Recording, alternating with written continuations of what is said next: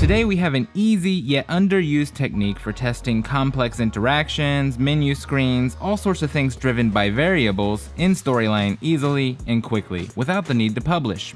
So here's my course in StoryView. I have 3 main modules. Right now it's pretty simple, but it still takes a while to publish this output to test things thoroughly. If I had a humongous course with hundreds of slides, well, that's gonna take a really long time to publish to test my menu functionality. In order to keep track of progress through the course, I have Mod 1 complete, Mod 2 complete, and Mod 3 complete as true-false variables, which all default to false. Imagine that as a user completes a module within my course, they will update that variable, for instance Mod 1 complete, to true. So based on this theory, I've developed a main menu which will unlock modules as they progress. I also want to mark modules as completed when they've completed them if they come back to the main menu. Now a lot of people will publish, click through their course, and test to see if the menu is working that way, but why not just test your slide in Storyline? Simply come to your variable manager over here,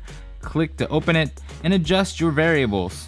I'm going to set Mod 1 complete to true, that way I can preview this slide only and test if this functionality is working. The button for Module 1's checked off and the button for Module 2 is ready to go. Let's see what happens if they've completed all of the modules. Preview again, and now all 3 modules are checked off, just like I wanted. You do not have to publish to test this. Just set the default values to the value you want the variable to be in your preview test, and then set them back to what you want them to actually default to after your testing is complete. If you want to test complex game logic on a slide that is calculated based on a bunch of variables, just set those default values just like I did here, and then test that individual slide by previewing it, and you saved a lot of time from having to play through the levels of the game. If you're using numbers, you could try different variations to make sure calculations are working, all sorts of things, and then reset them back to their default state, and you're good to go. It's a really handy tip and underutilized.